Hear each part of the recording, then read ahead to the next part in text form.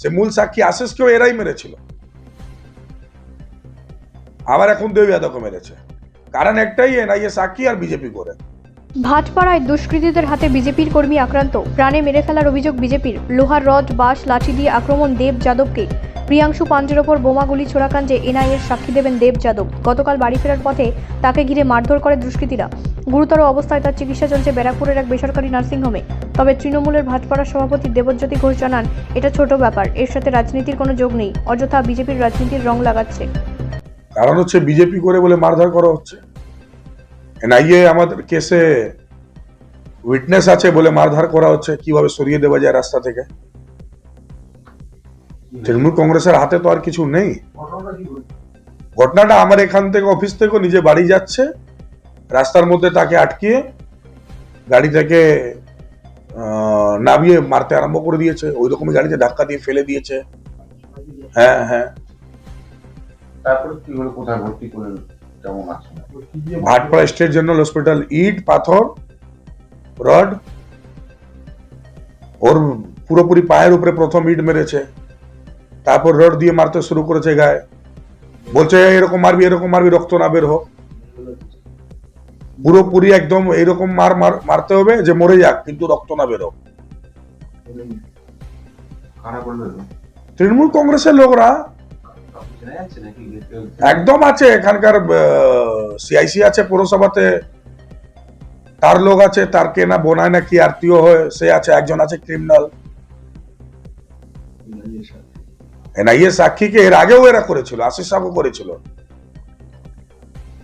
যে মূল এনআইএ তে যে ভিডিওটা পাওয়া গেছে, যে ভিডিও ফুটেজ দেওয়া হয়েছিল আমার ঘটনায়, সে মূল সাক্ষী আশিসকেও এরাই মেরেছিল,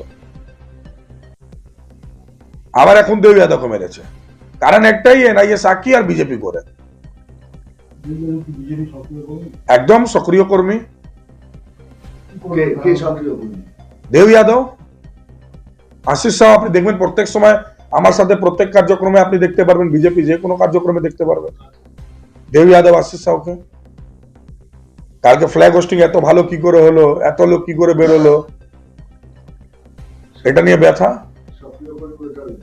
একদম সক্রিয় কর্মীকে টার্গেট।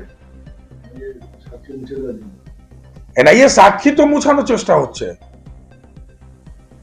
এই তো এরাই তো আগে আশিস সাহেবের উপরে অ্যাটাক করলো, আর এখন আবার দেব যাদবের উপরে করেছে।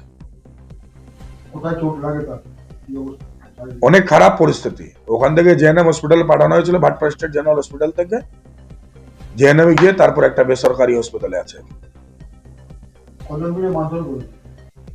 12 থেকে 15 জন তো বলছে, ওরা আরো বেশি হতে পারে। মেরেছে, হ্যাঁ হ্যাঁ নিশ্চয়ই অভিযোগ করেছে। পুলিশ ধরবে কি, পুলিশ তো হয়ে গেছে পুরোপুরি নাটক করার মাস্টার।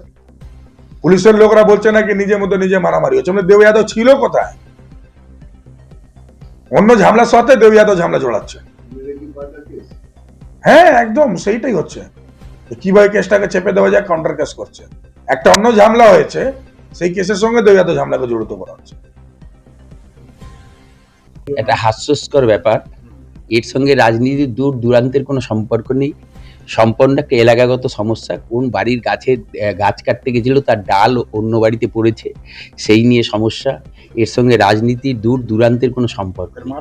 দয়া করে বললাম যে এলাকাগত সমস্যা, যেই মেরে থাক তার জন্য থানা পুলিশ আছে, পুলিশকে জানাবে, পুলিশ ইনভেস্টিগেট করে গ্রেপ্তার করবে। কিন্তু এর সঙ্গে দয়া করে রাজনীতিকে জড়াবেন না, রাজনীতির পরিবেশটাকে আর দূষিত করবেন না। এর সঙ্গে দূর দূরান্তে রাজনীতির কোনো সম্পর্ক নেই। অভিযোগ ও এনআইএর সাক্ষী তাকে মানে খুন করার চক্রান্ত। ও এটাকে নিয়ে একটা ফয়দা নিতে চাইছে।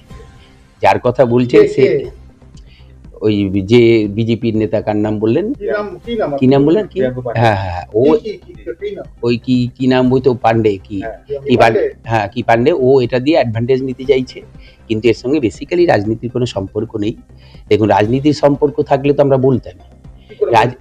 বলছি, রাজনীতির যদি সম্পর্ক থাকতো, আমাদের কোনো ছেলে যদি এর মধ্যে জড়িত থাকতো, আমি আগের দিনও বলেছি, আইন আইনের পথে চলবে, পুলিশ ইনভেস্টিগেট করবে, পুলিশ ইনভেস্টিগেট করে অ্যারেস্ট করবে। ব্যুরো রিপোর্ট, রাষ্ট্রীয় প্রসার বাংলা।